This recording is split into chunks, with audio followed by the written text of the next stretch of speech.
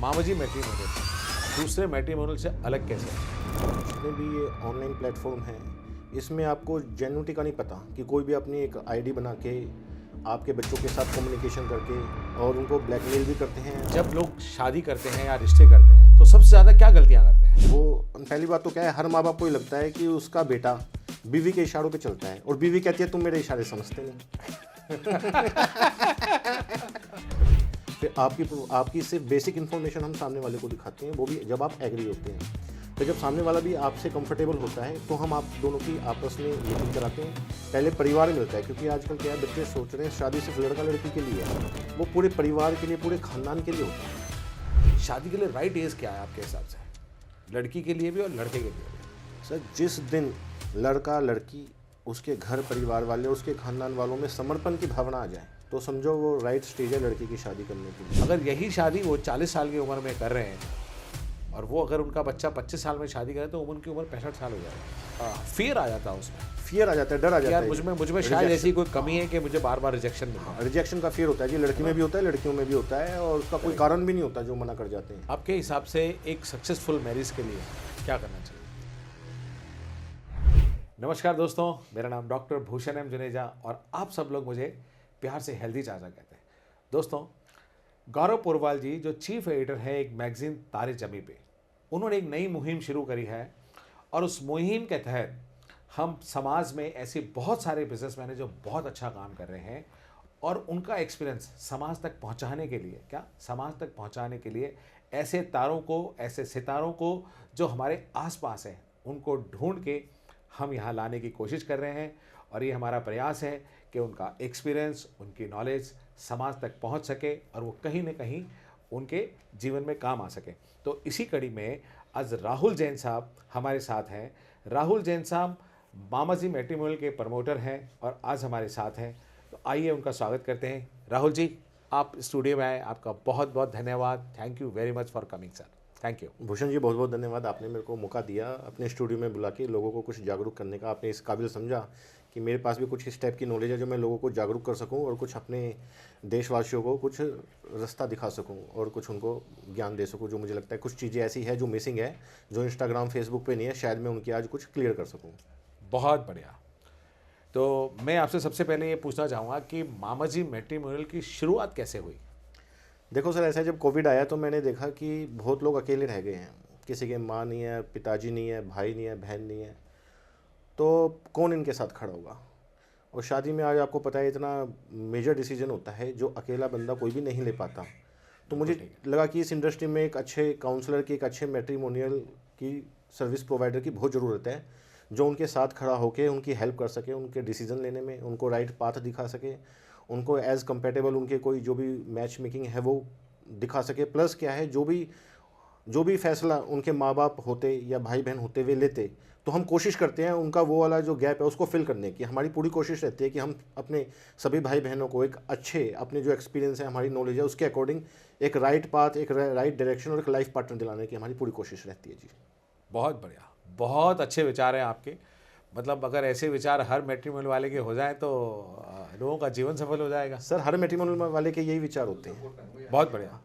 तो मेरा अगला सवाल आपसे ये है कि ये मामाजी मैट्रिमोनियल आपने कैसे चूज किया? सर देखो, इसका ना बड़ा गहराई से है। मामा जी बनता है माँ से। एक माँ है, जब भी आदमी सुख दुख में होता है तो सबसे पहले अपनी माँ को बताता है। अगर आपको सबसे ज़्यादा खुशी होती है, मेरे को सबसे ज़्यादा खुशी होती है, सबसे पहले हम अपनी माँ को बताते हैं। और ज़िंदगी में सबसे ज़्यादा दुख होता है तो भी हम माँ को बताते हैं। तो वही हमारे लिए ना सबसे आगे खड़ी होती है। तो इन दो माँओं का मिला के, इनका मिश्रण मिला के हमने बनाया मामाजी मैट्रिमोनियल.com। अब दूसरा सवाल ये है कि जब लोग शादी करते हैं या रिश्ते करते हैं तो सबसे ज़्यादा क्या गलतियाँ करते हैं?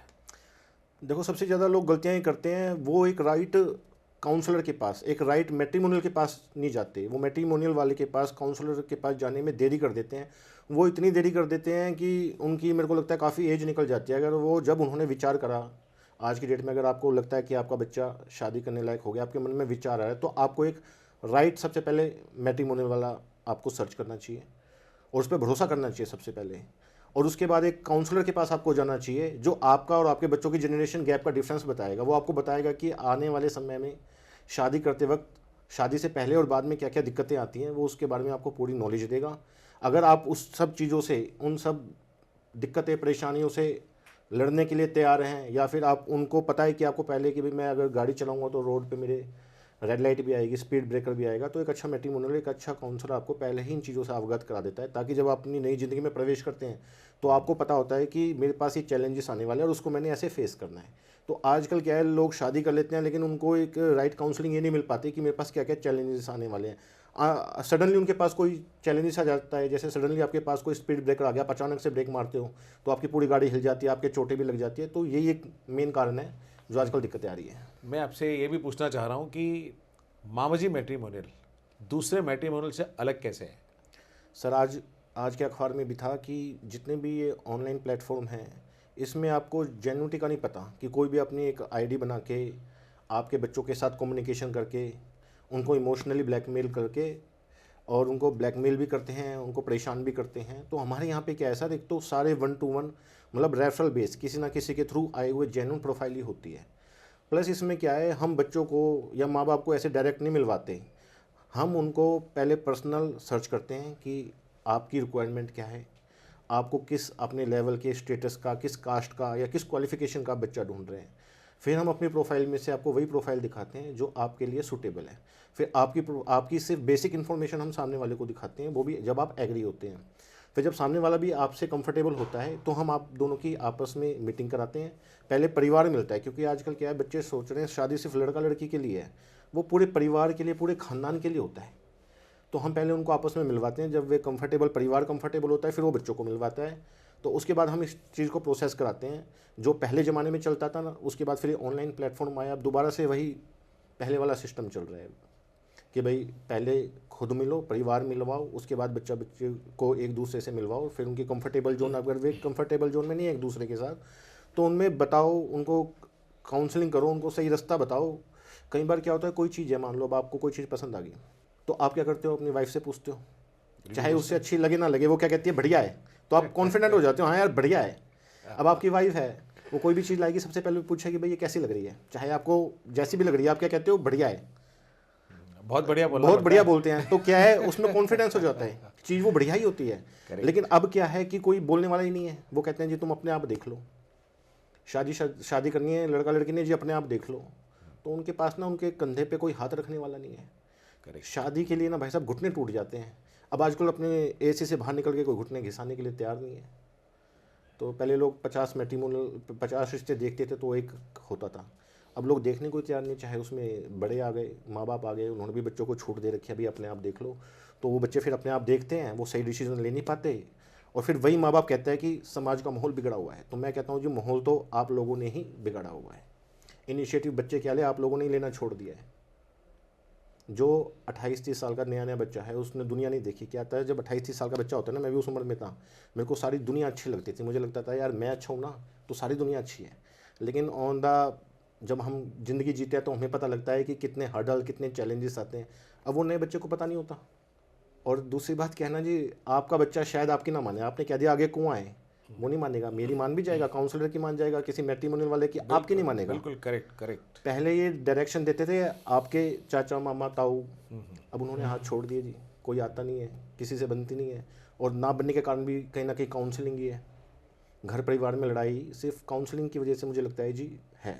करेक्ट, उनकी राइट एजुकेशन नहीं हो राइट एजुकेशन नहीं हो पा रही रिलेटेड टू मैरिज, कि हर रिश्ते को कैसे संभालना चाहिए, कैसे बर्दाश्त करना चाहिए। लोग क्या है 100 करोड़ रुपये शादी में लगा देंगे जी, लेकिन लड़ाई हो जाती है सिर्फ 1 लाख रुपए के पीछे। कैसे जी, उन्होंने साड़ी उठा ली महंगे वाली, बस उसी पे कलेश मचा देंगे जी।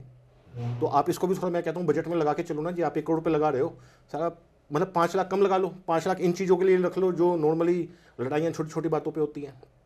तो इस राइट एजुकेशन, तो राइट सलाह और राइट पाथ, ये एक आज की डेट में एक काउंसलर ही है, और एक काउंसलर की इंडस्ट्री में बहुत ज़्यादा कमी है। बिल्कुल है, कोई इसका बेड़ा उठाना ही नहीं चाहता।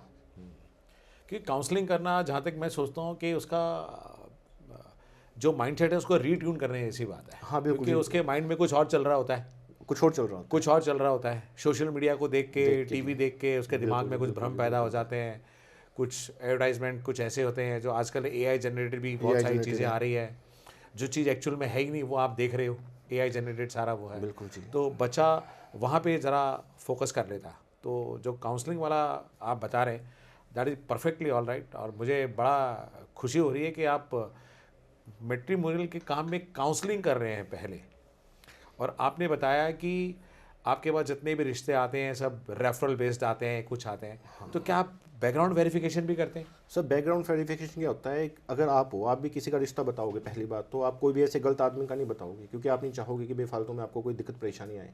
पहले जो भी आप हमें रेफरल मिलता है एक जेन्युइन पर्सन के थ्रू मिलता है, वो भी अपनी एक जेन्युइन कंफर्टेबल अपनी जानकार का ही हमें बायोडाटा देता है। प्लस क्या होता है, फिर हमें कोई चीज़ समझ आती है प्रोफाइल, तो हम पहले उनसे मिलते हैं जिन्होंने हमें वो रेफरल दिया। प्लस क्या है, फिर मार्केट में क्या होता है, जान पहचान निकल जाती है। हमारा एक बहुत बड़ा सोशल सर्कल है, हम बहुत सारी संस्थाओं से जुड़े हुए हैं, नेटवर्किंग ग्रुपों से जुड़े हुए हैं, तो कहीं ना कहीं हमारी खुद की जान पहचान निकल जाती है। प्लस क्या होता है, फिर हम जो भी सामने लड़का या लड़की वाला है, फिर उसके साथ मिलके वो अपने लेवल पे भी सर्च करता है, तो इस टाइप से एक अच्छा कॉम्बिनेशन बन जाता है कि भाई अब इतनी सारी वेरीफाई होने के बाद भी बहुत ज़्यादा नैनो चांसेस होते हैं कि आपको कोई जो है गलत प्रोफाइल मिल जाए। बहुत करेक्ट। तो अभी एक बात और बताएं, तो ये आपकी यूएसपी है? मेरी तो यूएसपी है ही, लेकिन ऐसे मैं ये नहीं कहूँगा सिर्फ मेरी है, जितने मैट्रिमोनियल वाले हैं सबके अपने अपने लेवल, अपने अपने स्टेटस, अपने अपने एक्सपीरियंस के साथ सबकी नॉलेज है। तो मैं ये नहीं कहूँगा कि मेरी मैट्रिमोनियल सभी मैट्रिमोनियल, बस आपको उस पर थोड़ा विश्वास करना चाहिए, और सभी मैट्रिमोनियल वाले सर्विस इस टाइप से जो है अच्छी देते हैं जी। आपके हिसाब से एक सक्सेसफुल मैरिज के लिए क्या करना चाहिए? सर सक्सेसफुल मैरिज तभी सक्सेसफुल है जब आप प्रॉपर राइट गाइडेंस से चल रहे हैं।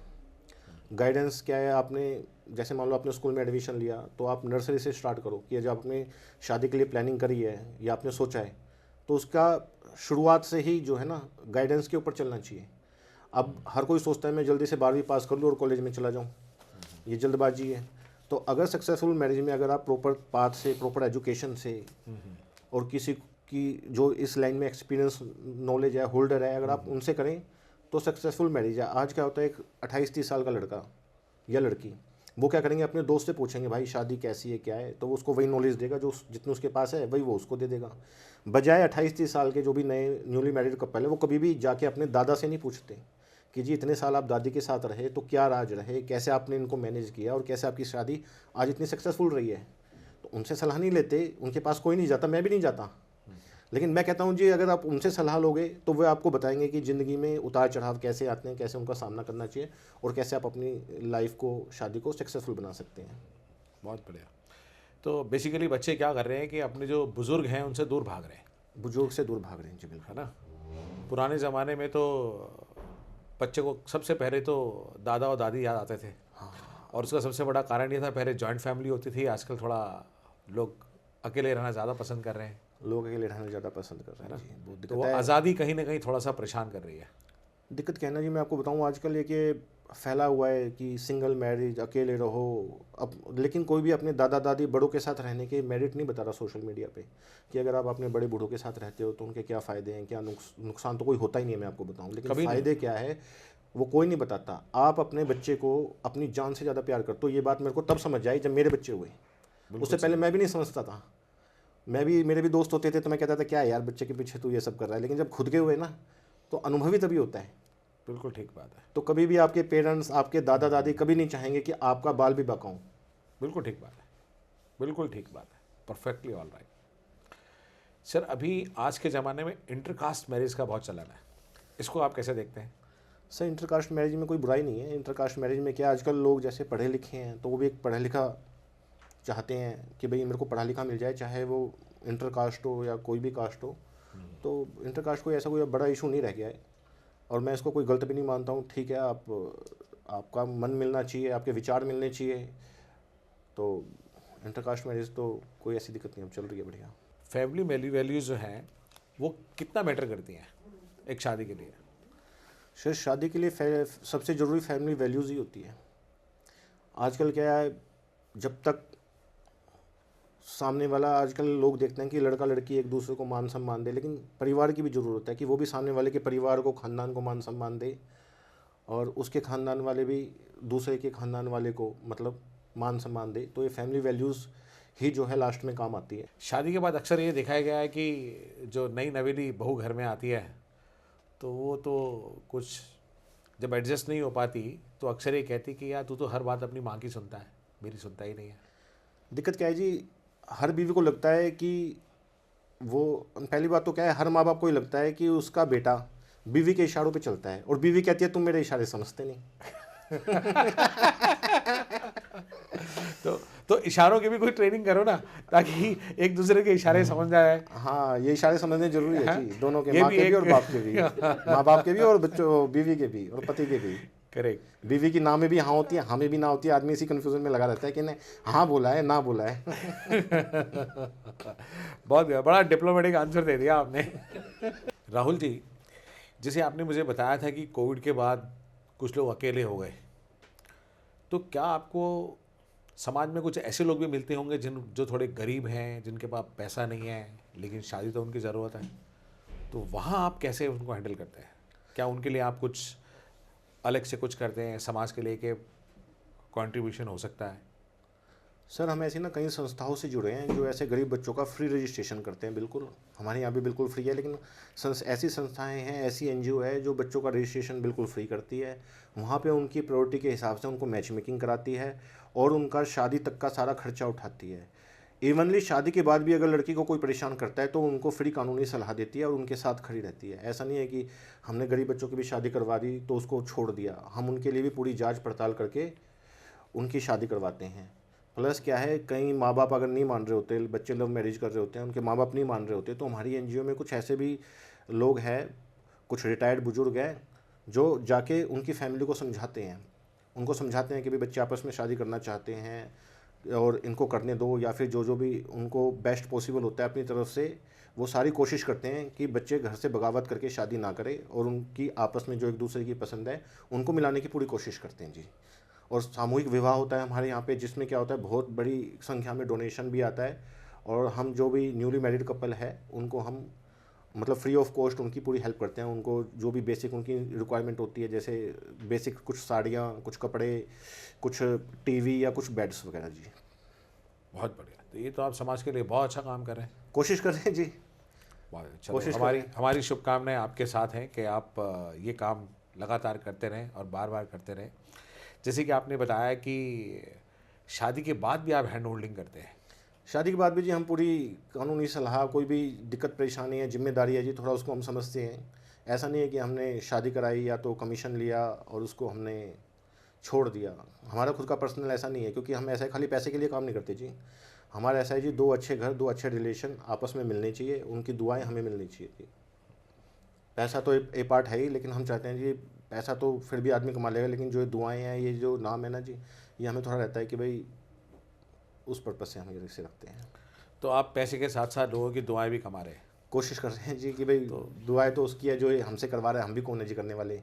ये तो कुछ लोग अच्छे, आप जैसे अच्छे लोग मिल गए हैं, संस्थाएं हमें ऐसी मिल गई है जो हमें सपोर्ट करती है या हमें सपोर्ट करने के लिए कहती हैं। बहुत लोग ऐसे हैं जो मतलब उनको खुशी मिलती है ऐसा कुछ करा के। जैसे कि आपने बताया कि समाज के लिए आप काम कर रहे हैं, तो ऐसे भी बहुत सारे पेरेंट्स होंगे जिनकी बेटियां नहीं हैं, तो वो भी आकर के वहाँ पे कन्यादान कर सकते हैं। हाँ बिल्कुल जी, बहुत लोग ऐसे होते हैं जो गुप्त दान करते हैं, कन्यादान करते हैं, जिनको लगता है कि भाई वो चाहते हैं कि हमारा आज बेटा बेटी कहीं दूर है, विदेश में पढ़ रहे हैं, वो उनको समझ के वहाँ पे उस हिसाब से कन्यादान या उनसे जो बन सकता है अपनी तरफ से पूरी कोशिश करते हैं जी। इन्हीं के बदौलत ही, ऐसे लोगों की बदौलत ही एनजीओ चल रही हैं जी। लोग कहते हैं कि मामा जी मटन वाले पैसे बहुत ज़्यादा लेते हैं। भाई सर, पैसे तो ज़्यादा, ये तो क्या है, देने वाले के ऊपर है, लेकिन अगर हम क्या है, अगर मान लो आपसे 50,000 लेते हैं तो आपके 50 लाख रुपए तक बचाने का दम रखते हैं।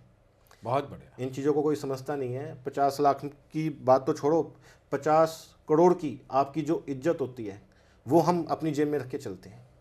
मान लो कोई भी आदमी किसी भी लेवल स्टेटस का हो, आज सब कुछ ओके है, फिर भी कई बार लड़का लड़की वाले मना कर जाते हैं।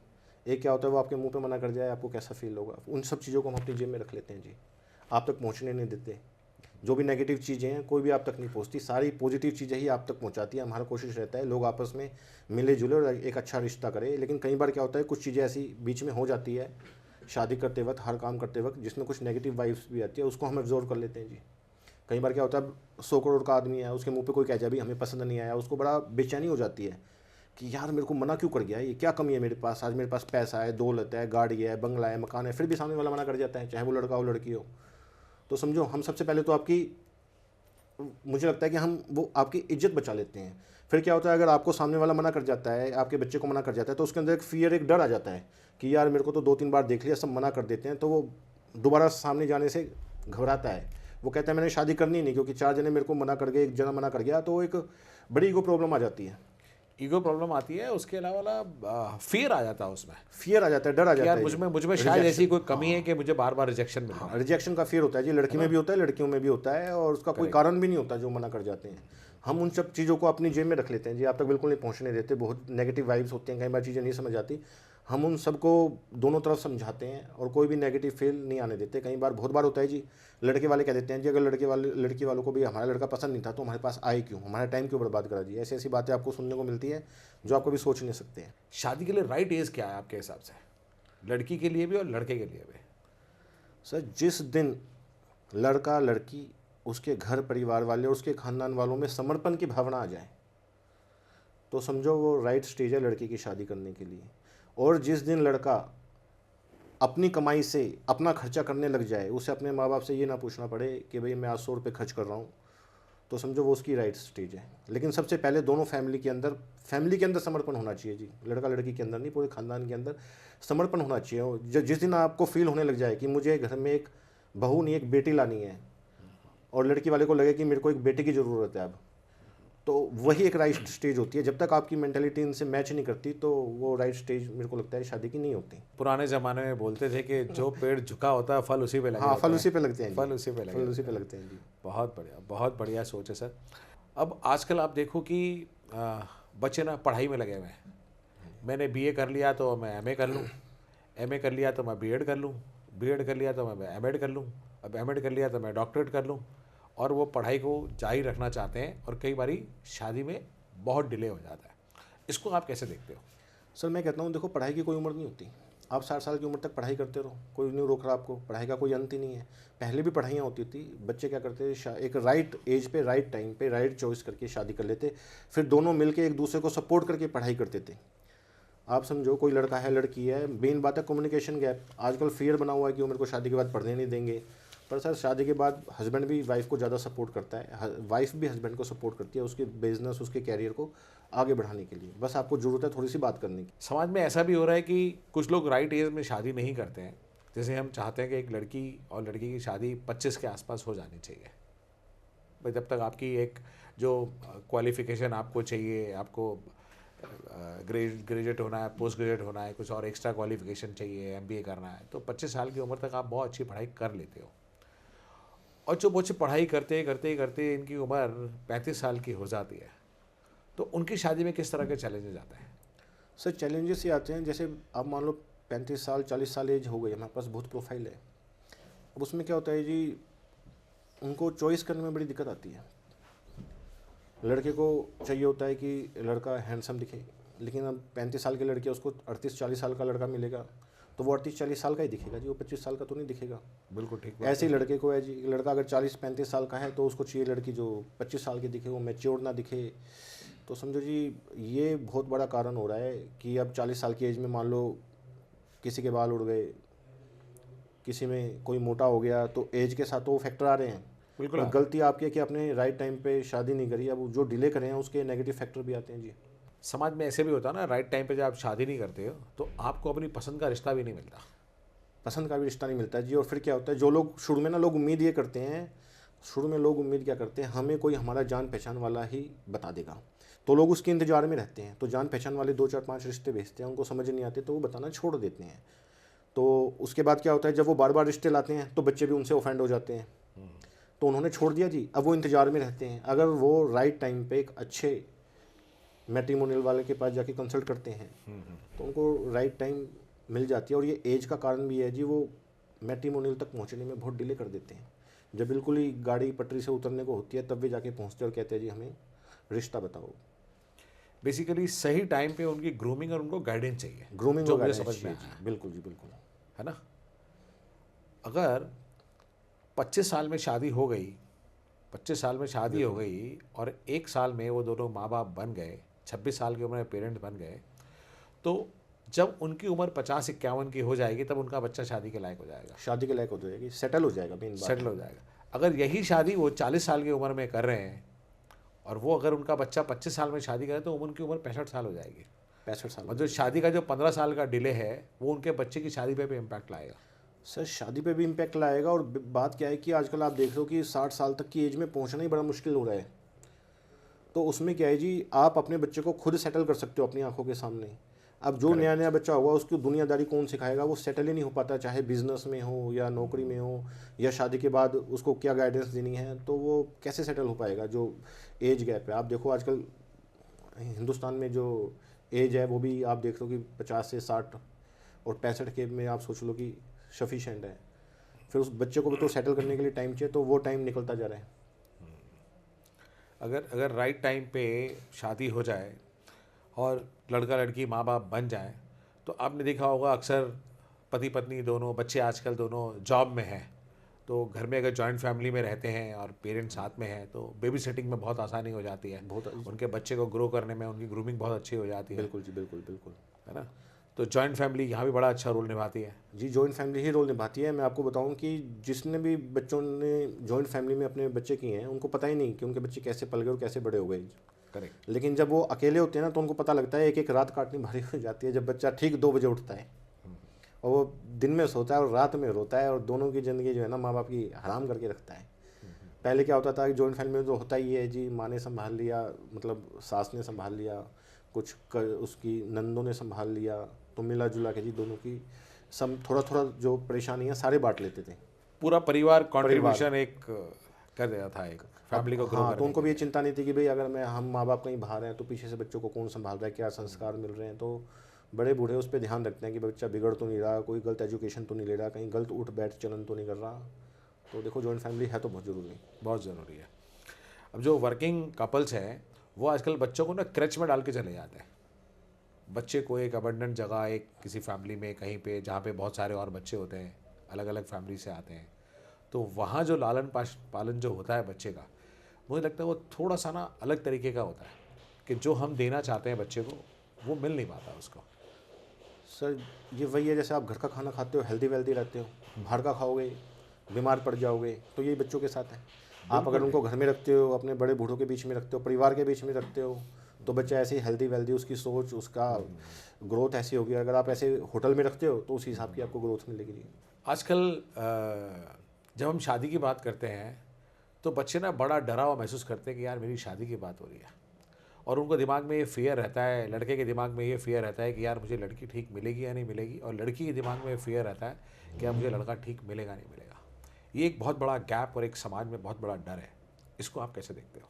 सर देखो ऐसा है, जब मैं बचपन में था ना तो मेरी मम्मी कहती थी कमरे में भूत है भूत है, तो हम डर जाते थे। हम नीचे अगर कहती थी जब कुंडली देखिए तो हमें डर लगता था कि नहीं नीचे तो भूत है।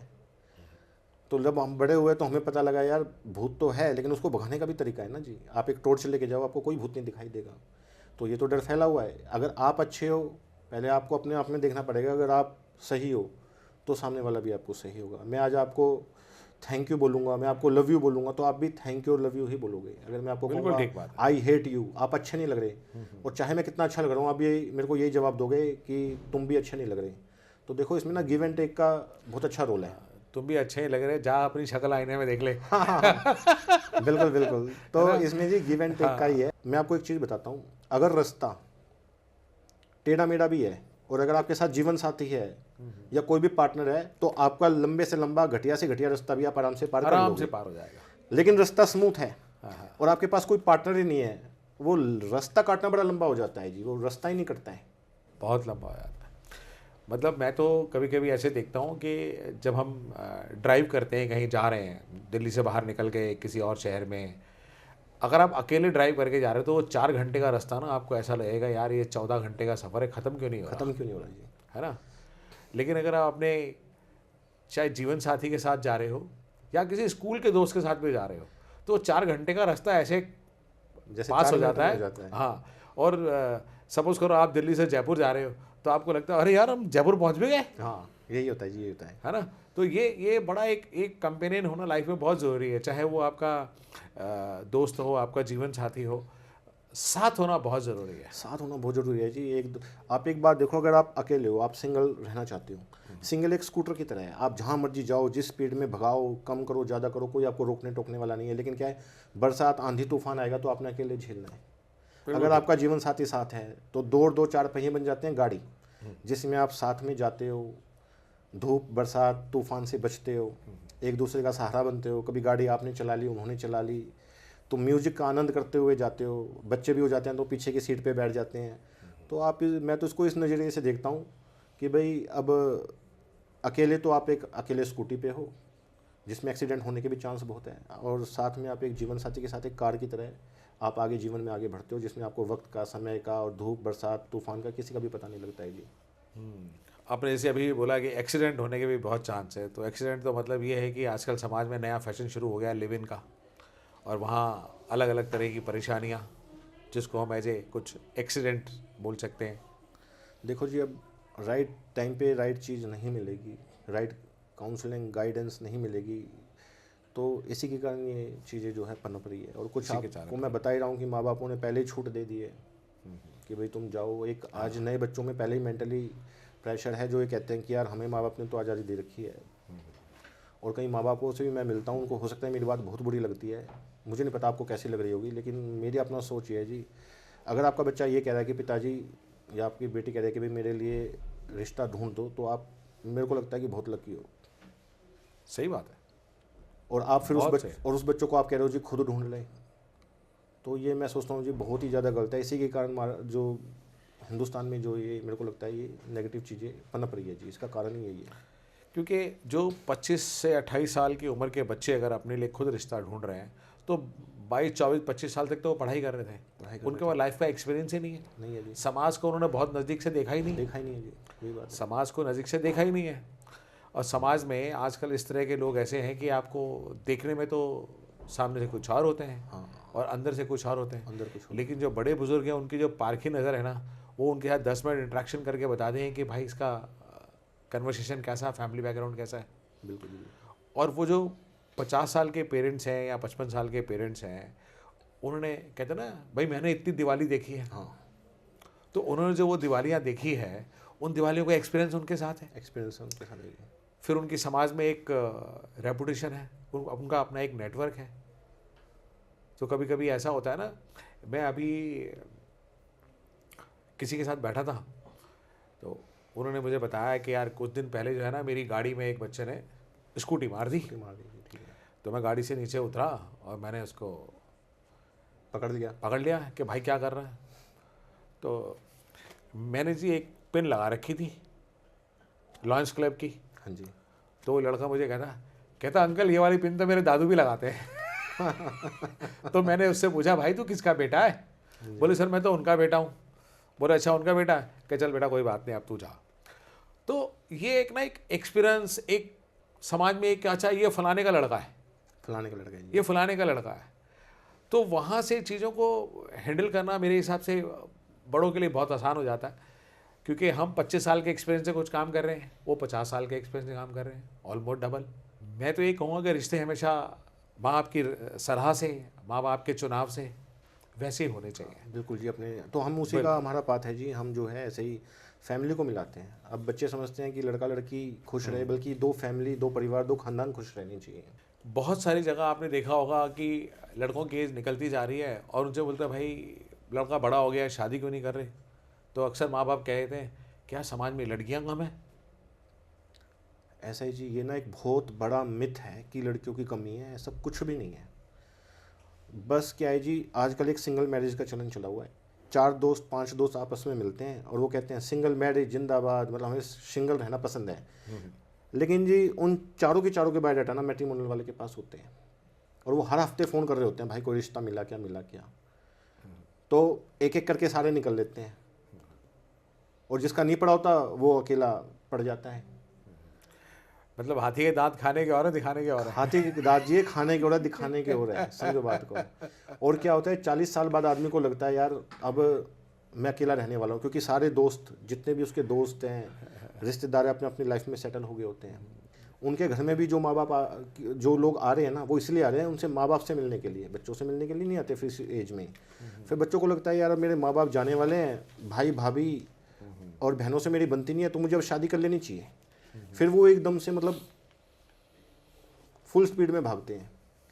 फिर उनको कई बार समझ नहीं आता या इस टाइम हो नहीं पाता, उनको जवाब देना भारी हो जाता है कि इतनी एज तक अभी तुम्हारी शादी क्यों नहीं हुई।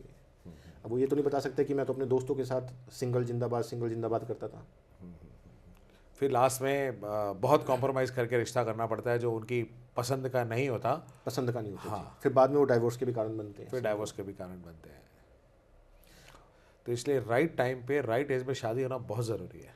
बहुत ज़रूरी है जी। और ऊपर से क्या है कि मैं आपको बताऊं, वैसे सिंगल चाइल्ड का भी चलन चल रहा है, थोड़ा सा प्रकाश डालना चाहूँगा। सिंगल चाइल्ड जी जवानी में तो बहुत अच्छा लगता है कि हम एक बच्चा पाल लें, कोई दिक्कत नहीं है। लेकिन जब बुढ़ापा आता है ना जी, तो क्या होता है, बहुत बार ये होता है कि कई बार हस्बैंड नहीं है या वाइफ नहीं है, तो जो भी बचा हुआ है हस्बैंड या वाइफ, उसके लिए अपने बच्चों की शादी करना बहुत ही ज़्यादा कॉम्प्लिकेटेड हो जाता है। क्योंकि मान लो किसी का हस्बैंड नहीं है, वाइफ है, तो वो सोचती है यार मेरे बच्चे की शादी होगी तो बीवी से ले जाएगी, या मेरी बेटी की शादी हो गई तो ये अपने घर चली जाएगी, तो उनको पानी पिलाने वाला भी घर में कोई नहीं है।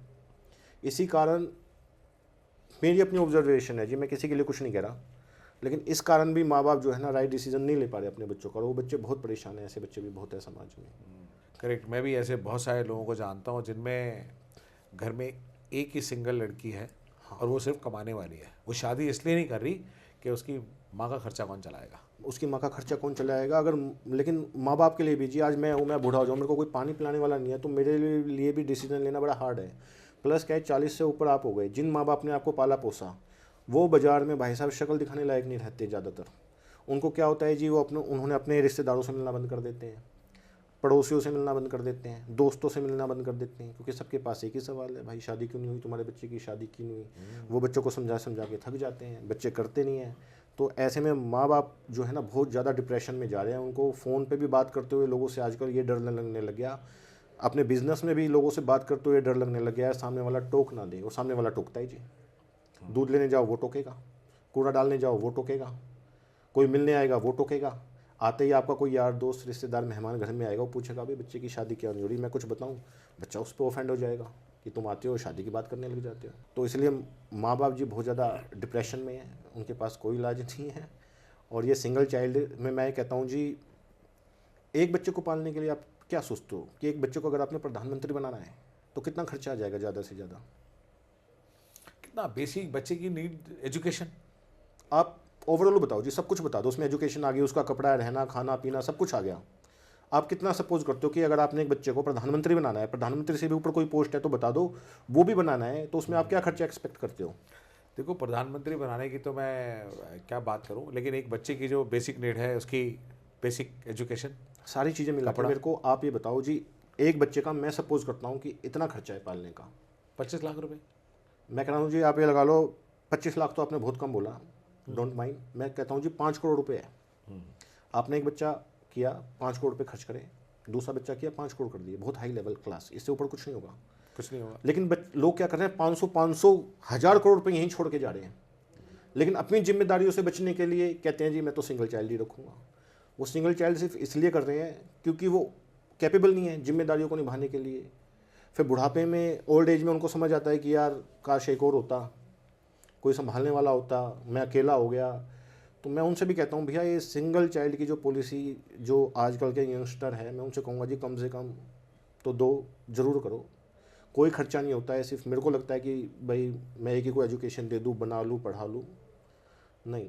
आज क्या है, आज हमें ऊपर कोई दिक्कत आ जाती है, सबसे पहले हमारा भाई खड़ा होता है, चाहे हमारी कितनी आपस में लड़ाई झगड़े हो जाते हैं। लेकिन जब भी कोई दिक्कत आती है, सबसे पहले कोविड में भी आप देखना, सबसे पहले कोई खड़ा हो ना खड़ा हो, आपके माँ बाप और आपके भाई के अलावा कोई आपके घर में नहीं घुसा होगा जी। बिल्कुल ठीक कह रहे हैं आप, बिल्कुल ठीक कह रहे हैं। चाहे मैं आपका कितना ही अच्छा यार दोस्त रिश्तेदार हूँ, मैं कितना ही पैसे वाला हूँ, मैं आपकी तरफ देखूंगा भी नहीं जी, उस टाइम देखा भी नहीं लोगों ने। तो मैं कहता हूँ लोगों को वहाँ से थोड़ी बहुत ज्ञान लेना चाहिए, समझ लेनी चाहिए कि जी एक बच्चे का उसके माँ बाप, भाई बहन, ब्लड रिलेशन बहुत ज़्यादा इंपॉर्टेंट है। तो जी वही सबसे पहले काम आता है, चाहे आपकी उससे कितनी लड़ाई झगड़ा हो। आज क्या है, वे आपस में लड़ लेंगे लेकिन बाहर वाला उंगली नहीं उठा सकता जी। बिल्कुल ठीक कह रहे हैं। बहुत बढ़िया, बहुत बेहतरीन कहा। अब आजकल समाज में ना एक बच्चों की सोच शादी के लिए कुछ और है, बड़ों की सोच कुछ और है। बच्चे कुछ अलग तरीके के उनकी ख़्यालात हैं कि मुझे लड़की है तो वो कहते हैं मुझे ऐसा लड़का चाहिए, लड़के में ये होना चाहिए, ये होना चाहिए, ये होना चाहिए। लड़का है तो कहता है लड़की है मुझे ये चाहिए, वो चाहिए। वहीं पे जो पेरेंट्स हैं, उनका थॉट कुछ और होता है। तो ये जो एक गैप है दोनों की सोच जिसको हम जनरेशन गैप बोलते हैं, इस जनरेशन गैप को फिल करने के लिए हम क्या कर देखो जी, पहले जनरेशन गैप पहले भी होता था। पहले क्या है, हमारी सोच कुछ और होती थी, हमारे पिताजी की कुछ और होती थी। तो उस जनरेशन गैप को हमारे दादाजी भरते थे, हमारी दादी जी फुलफ़िल करती थी, हमारे ताऊ जी फुलफ़िल करते थे। कई बार वो समझाते थे। तो आज भी यहाँ पे अगर ये जनरेशन गैप है जी, सबकी सोच मिला के पहले आपको एक परफॉर्मा बनाना चाहिए। पहले खुद खुद के घर में काउंसलिंग होनी चाहिए, आपस में खुद बैठ के विचार होना चाहिए कि भाई लड़का लड़की या जो माँ बाप है या जो उनकी लड़के या लड़की की माँ है बाप है, उसके भाई बहन, उनको सोचना चाहिए हमें किस टाइप की लड़की चाहिए, उसके क्या फ़ायदे हैं क्या नुकसान है, और क्या हम इसको अपनाने के, ऐसी लड़की अपनाने को तैयार हैं। फिर वे उसको ढूंढने निकले तो ऐसे लड़का लड़की हर जगह अवेलेबल है। खाली भारी दिखावा कुछ नहीं होता भाई, खूबसूरत तो हर कोई चाहता है और हर कोई खूबसूरत होता है। आज मेरा बच्चा, दुनिया कहती है कि सबसे बेकार है, लेकिन वो मेरे लिए सबसे ज़्यादा खूबसूरत है। खूबसूरत में उसके नैन चलन, जो चीज़ें आप बेसिक कहते हो कि होनी चाहिए, वो सारी चीज़ें होती हैं।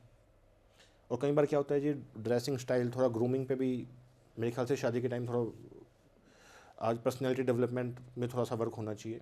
राहुल जी एक बात और कि लड़कियाँ आजकल ना शादी का डिसीज़न ले नहीं पा रही हैं। मतलब उनसे शादी की बात करो तो थोड़ा ना कतराना शुरू कर देती है। तो इसके क्या कारण हो सकते हैं?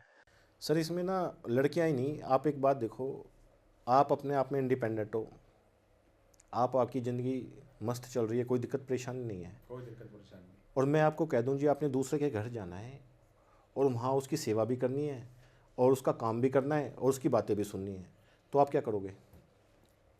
आप जाने से कतराओगे? जान से घबराएंगे। आप कहोगे यार जितना डिले हो जाए उतना अच्छा है, अच्छा। जब तक ज़िंदगी ऐसे ही कट जाए बहुत बढ़िया है। तो जी लेकिन अल्टीमेट तो उस फेज़ पे जाना ही पड़ता है, शादी तो करनी है। शादी तो करनी है जी। अब इसके अंदर मैं कहूँगा माँ बाप, बच्चा तो जी देखो स्कूल भी नहीं जाना चाहता, लेकिन आप मार पीट के भेजते हो ना, किस लिए भेजते हो? उसकी भलाई के लिए। भलाई। तो ऐसे ही शादी का डिसीजन है, मैं कहता हूँ माँ बाप को कि जिसके बच्चे नहीं मानते भाई साहब, तो उनको समझाना और उनको थोड़ा गाइड करना चाहिए उनके भलाई के लिए। बच्चे तो स्कूल भी नहीं जाना चाहते, तो आप क्या डिसीजन उन्हीं पे छोड़ देते हो कि भाई मेरा बच्चा तो सुबह 7 बजे उठ के स्कूल नहीं जाना चाहता, छोड़ो उसको, ऐसे पड़ा रहने दो, गवार बनने दो। तो ये जी ऐसा ही कुछ मेरे ख्याल से डिसीजन ना माँ बाप को भी लेना चाहिए, उसके भाई बहन को भी लेना चाहिए, गाइडेंस देनी चाहिए कि भाई कोई दिक्कत नहीं है। और मेन दिक्कत क्या है जी, पहले क्या होता था, 5 मुट्ठी होती थी, चाचा मामा ताऊ दादा पापा। अब क्या है जी, चाचा मामा ताऊ दादा सब पहले मुट्ठी बंद करके जाते थे और कहते थे भाई हम तेरे साथ हैं, तू कर ले जो होगा देखी जाएंगी, कोई दिक्कत नहीं आने देंगे, हम बैठे हैं। हाँ। अब ये मुट्ठी खुल गई जी, चाचा अलग मामा अलग ताऊ अलग सब अलग, बेटा लड़का जो बच्चा है वो अकेला रह गया। अब इस अंगूठे में क्या ताकत समझते हो आप? ये किसी को हैंडल कर पाएगा? तो इसके लिए इन चारों का इसके साथ मिलना ज़रूरी है जी। इसीलिए लोग डिसीजन नहीं ले पा रहे, राइट डिसीजन। उनके साथ कोई है ही नहीं कंधे पे खड़ा होकर कहने के लिए कि तुम चिंता मत कर, मैं तेरे साथ हूँ, देखा जाएगा। देख लेंगे। देख लेंगे क्या दिक्कत है, कोई दिक्कत नहीं, और दिक्कत आएगी नहीं जी अगर आप आएगी ढंग नहीं। से तरीके अगर से आप करोगे। ऐसे माइंडसेट के साथ काम करोगे, हम पहले नेगेटिव क्या सोचेगा? अब ऐसा जी समाज में आप देखो, लोग कहते हैं बच्चे नहीं करते, बच्चे नहीं करते, माँ बाप का नहीं करते, किसी का नहीं करते। ऐसा जी अगर आपने अपने बच्चे के माइंड में थॉट भर दिया कि भाई बच्चा मेरे लिए ज़िंदगी में कभी कुछ नहीं करेगा, तो बच्चा भी मान लेता है, वो इस बात को मान लेता है कि मेरे माँ बाप के दिमाग में भरा हुआ है मैंने कुछ नहीं करना और मैं करूँगा भी नहीं, क्योंकि मैं करना भी चाहूँ तो इन्होंने बोलना ही यही है कि इन्हें कुछ करना नहीं करना नहीं। तो सबसे पहले, हाँ, तो इसलिए इस थॉट को पहले रिमूव करो। और आप देखोगे अपनी सोसाइटी में भी अगर 100 लोग हैं तो मुश्किल से 2% लोग बच्चे ऐसे आपको शायद दिख जाएं जो अपने माँ बाप का नहीं कर रहे, मान लो मैं कहता भी हूँ।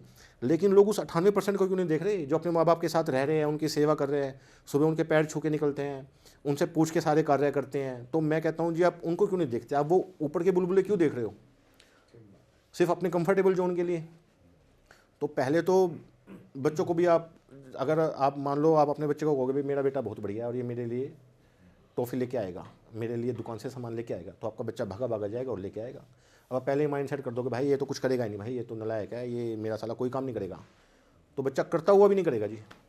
ठीक बात। अब जैसे कि आजकल की लड़कियां 35 साल की उम्र में शादी कर रही हैं, बहुत सारे केसेस ऐसे भी 40 साल की उम्र में शादी कर रही हैं, कुछ हालात की वजह से, कुछ पढ़ाई की वजह से, कुछ डर से शादियां डिले होती जा रही। तो जहाँ तक मैं सोचता हूँ कि 35 से 40 साल की उम्र में शादी करने के बाद उनको फैमिली प्लान करने में बहुत सारी प्रॉब्लम्स आती है, बिकॉज उस एज में आकर के लड़कियों का कंसीव करना बहुत टिपिकल हो रहा है, बहुत डिफिकल्ट हो रहा है। वो तो जी देखो, आप इशू आते ही हैं इसमें, तो अब इसीलिए ये इतने पहले इतने आईएएफ वगैरह सब सेंटर कहाँ होते थे, आज इसलिए तो हो रहे हैं कि डिले मैरिज की वजह से। ये एक समाज के लिए एक बड़ा एक संदेश देना पड़ेगा, ये आप राइट टाइम पे शादी करें ताकि बाद में जो ये प्रॉब्लम्स आ रही है ये भी ना आए। मैं एक चीज़ पे और प्रकाश डालूंगा जी आपका, कि जैसे वर्किंग लड़कियां हैं, उनके मालूम पेरेंट्स हैं तो अकेली कमाती हैं, तो उनको लगता है मैं शादी कर लूँगी तो इनको कौन संभालेगा, या फिर सामने वाला लड़का जो है, मेरे माँ बाप को उनकी जिम्मेदारी उठाने के लिए तैयार नहीं है, तो ये लड़कियों ने अपना पहले ही माइंड सेट, माइंड थॉट बना रखा है, जबकि अब समाज बदल चुका है। बहुत लड़के ऐसे हैं जो अपने सास ससुर को भी अपने साथ रखते हैं, उनको भी अपने माँ बाप की तरह सेवा देते हैं, हर तरह से उनको कॉम्प्रोमाइज़ करते हैं, कोई भी दिक्कत नहीं आने देते।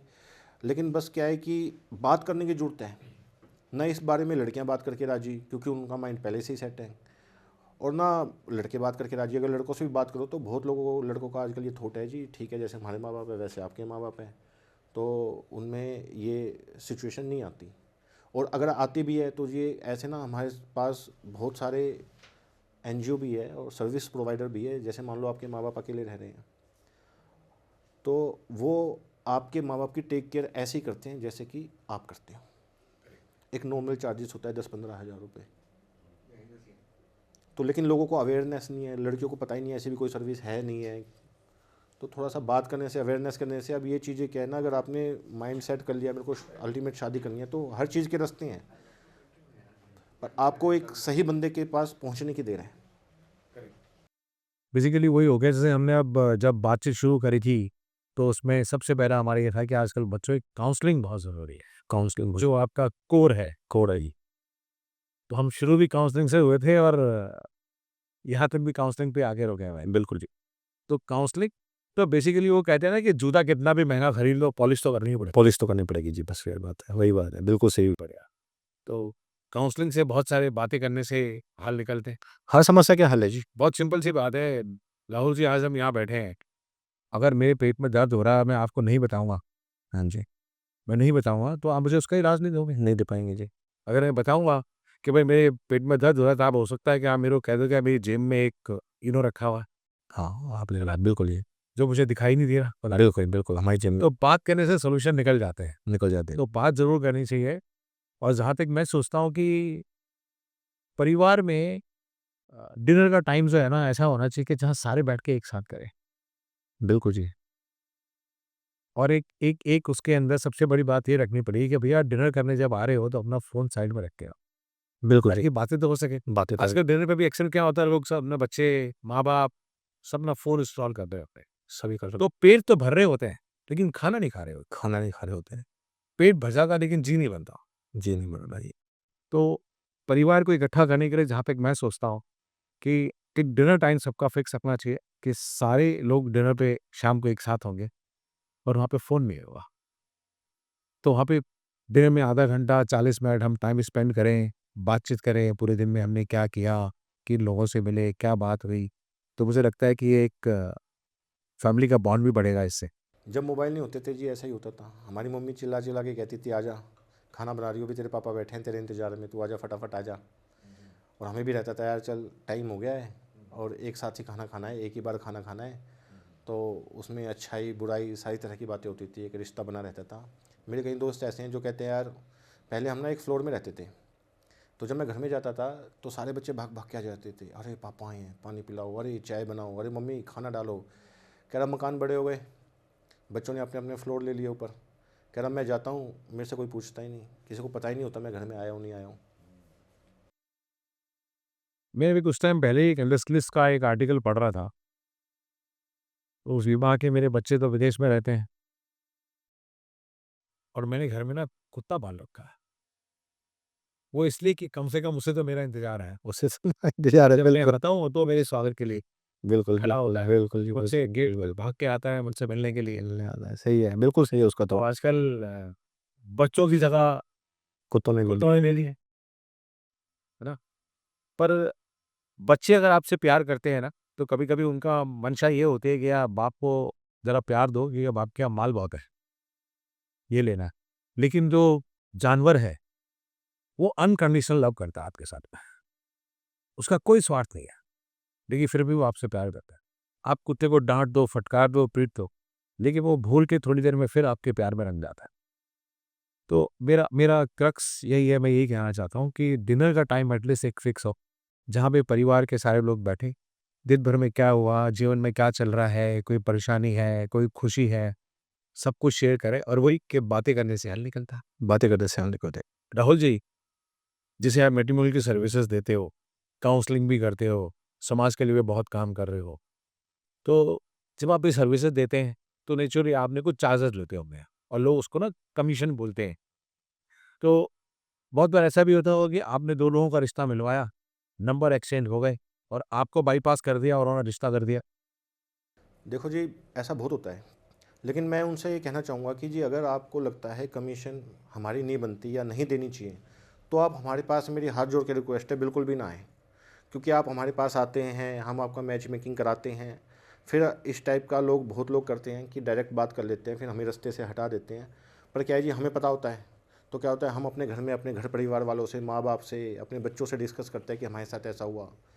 हमारे स्टाफ है, हमारे रिश्तेदार है, कहीं ना कहीं हम उनको बताते हैं तो सबको दुख होता है, तो सबके दिल से हाय निकलती है। देखो, कोई भी मेहनत का पैसा मारेगा तो हाय निकलेगी। जब जब उस बंदे की याद आएगी, कहीं भी नाम लिया जाता है, तो मेरे ही नहीं, चाहे मैं रोक भी लूँ, लेकिन घर परिवार जो हमारा स्टाफ है, वो बेचारे इतनी मेहनत करते हैं हम लोग एक मैच मेकिंग कराने के लिए। मतलब ये आपका एक लड़का लड़की, आपके एक बच्चे के लिए हम 150 करोड़ हिंदुस्तानियों में से एक रिश्ता ढूंढ के लाते हैं जो आपकी परफेक्ट मैच का होता है। इतनी मेहनत हम करते हैं, उसके बाद भी लोग करते हैं कि भाई डायरेक्ट कर लेते हैं, हमारी कमीशन मारने की कोशिश करते हैं। तो सर देखो, सबसे पहले तो हर मैट्रिमोनियल वाले की हाई लगती है। अगर जिसको भी लग रहा है कि किसी ने किसी मैट्रिमोनियल वाले की कमीशन मारी है, तो मेरी हाथ जोड़ के रिक्वेस्ट है, एक बार उसकी कमीशन देख के देखिए, शायद आपके घर में खोई हुई खुशियाँ वापस आ जाएँ। आने वाले टाइम में एक सही मैट्रिमोनियल वाला भी कोई रेफर नहीं करेगा जी।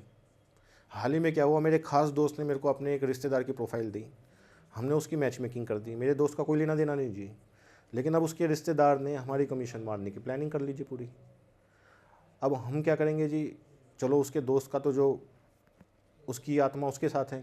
अब मेरा दोस्त बड़ा फील कर रहा है कि यार राहुल, मेरा इतना खास दोस्त रिश्तेदार था, उसने तेरी कमीशन मार ली। मैंने उसको सारे प्रूफ दिखाए कि भी ऐसे हमने मैच मेकिंग कराई और ये हमारी कमीशन मार गया। तो उसको खुद बड़ी शर्मिंदगी महसूस हुई।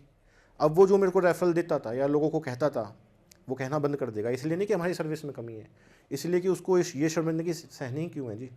हाँ भाई, किसी और को रेफरल देगा और वो फिर आपके पैसे नहीं देगा। हाँ, तो उसको खुद को शर्मिंदगी होती है, वो अपनी जेब से तो दे नहीं सकते जी, लेकिन अब उसके रिश्तेदार को समझा सकते हैं। कई बार लोग होते हैं, उनकी ना घर में आखिरी शादी होती है, वो सोचते हैं अब तो हमारे घर में शादी होनी नहीं, 10 साल बाद होनी है, तब की तब देखी जाएगी, तो लोग पैसे मार लेते हैं। राहुल जी मैट्रिमोनियल कर रहे होंगे, कर रहे होंगे, नहीं कर रहे होंगे जी।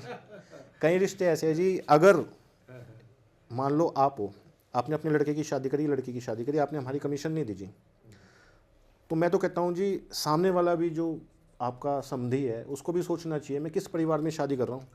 हाँ जो आज ₹1,50,000 देने में ऐसे कर रहा है, खुशियों के टाइम में लोगों की हाय ले रहा है या बद्दुआएं ले रहा है, तो कैसे आपके बच्चों के साथ जीवन साथी या जीवन भर उनका साथ निभाएगा।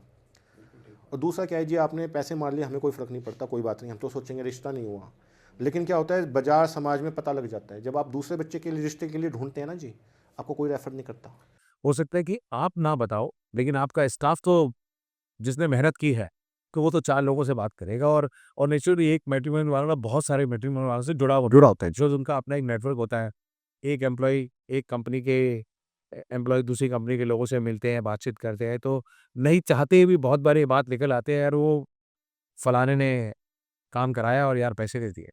और राहुल जी, जहाँ तक मैं सोचता हूँ, इस वर्ड कमीशन जो है ना, थोड़ा अजीब-सा नहीं है। मेरे हिसाब से ये ना आपके सर्विस चार्ज है, जो आप दे रहे हैं। सर्विस चार्ज है जी, बिल्कुल। कमीशन शब्द हमको इस्तेमाल नहीं करना चाह रहे हैं। नहीं नहीं, सर्विस चार्ज। आप ये ऐसी सर्विस दे रहे हो, आपने जो बताया मैं तो बड़ा सुन के बड़ा मज़ा आया कि मैट्रिमोनियल में आप काउंसलिंग कर रहे हो, समझा रहे हो, मतलब dot to dot hand holding कर रहे हो।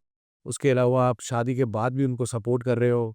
तो मतलब ये तो एक टाइम हुआ कि भाई एक बार खरीदा और वो क्या कहते हैं वो पोता खरीदे और नहीं, दादा खरीदे और पोता बरते। हाँ, है ना?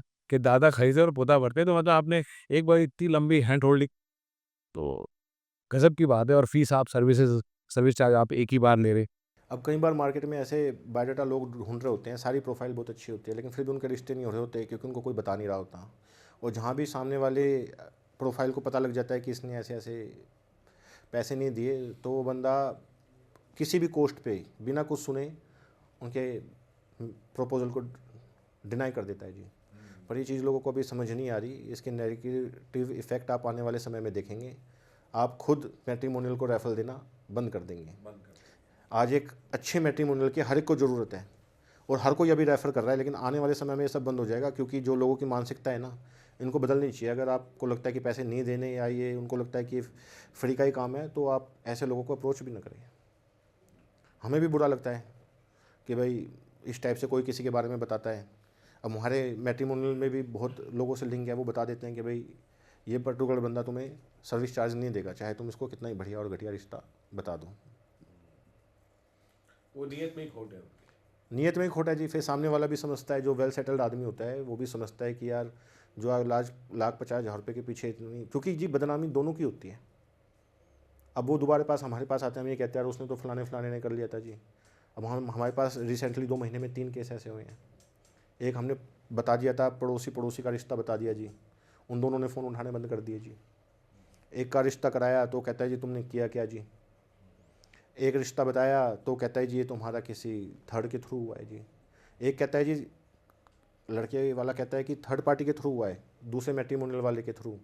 लड़की वाला कहता है हमारे रिश्तेदार के थ्रू हुआ है। बताओ, दोनों में कॉन्फ्लिक्ट आ गया। भाई दोनों झूठ बोल रहे हैं ना जी, क्योंकि प्रोफाइल तो हमने दी थी उनको मिलाने के लिए, सारी बातें कराई थी।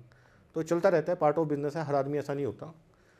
हाँ, लेकिन मैं उनको जो भी ऐसा कर रहे हैं मैं उनको बताना चाहता हूँ जी, इतनी सी उसमें आपके कोई फ़र्क नहीं पड़ता, लेकिन ये चीज़ें आप देख नहीं पा रहे अपनी आंखों से, जो मैं आपको अपनी आंखों से दिखाना चाहता हूँ। हालांकि हमें भी फ़र्क नहीं पड़ता, हम भी सोचेंगे हज़ारों रिश्ते प्रोफाइल आती हैं, मैच होती है नहीं होती है, लेकिन मैं चाहता हूँ ये एक बीमारी की तरह समाज में ना फैल जाए। मैं नहीं कहता जी मैं ही बढ़िया हूँ, मेरे को ही रेफरल दो। बहुत लोग ऐसे हैं जो बहुत बढ़िया मैट्रिमोनियल वाले हैं, मैं कहता हूँ सबको रेफरल दो, लेकिन ये रेफरल देने की जो प्रक्रिया है ना, बहुत जल्दी मेरे को लगता है बंद होने वाली है, और मैं चाहता नहीं कि ये बंद हो जाए। राहुल जी, जैसे शादियाँ तो डिले हो रही हैं और शादियाँ कम भी हो रही हैं, बिकॉज़ बहुत सारे लोग हैं जो सिंगल मैरिज की आप बात कर रहे थे ऐसे, और तलाक के केसेस बहुत आ रहे हैं। तो आपको क्या लगता है कि तलाक होने के क्या-क्या कारण हो सकते हैं?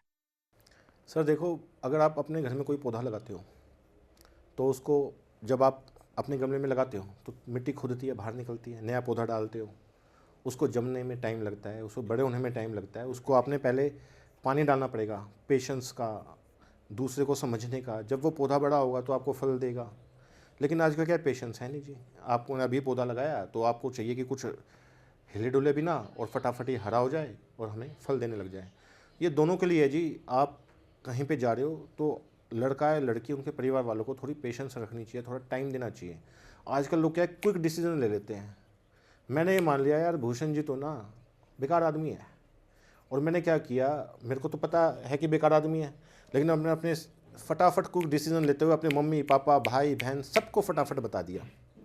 लेकिन बाद में मैंने ऑब्जर्व किया यार भूषण जी तो बड़े अच्छे आदमी हैं। कई बार हम देखते हैं, हम सोचते हैं यार ये आदमी बिल्कुल हमारे किसी काम का है ही नहीं, पता लगता है वही हमारे सबसे ज़्यादा काम आ रहा होता है। अब उस केस में क्या होता है जी, एक तो हमने क्विक डिसीजन ले लिया, पहले तो हमने अपने मन में जहर भर लिया, प्लस ऐसे 100 लोगों के मन में और जहर भर दिया।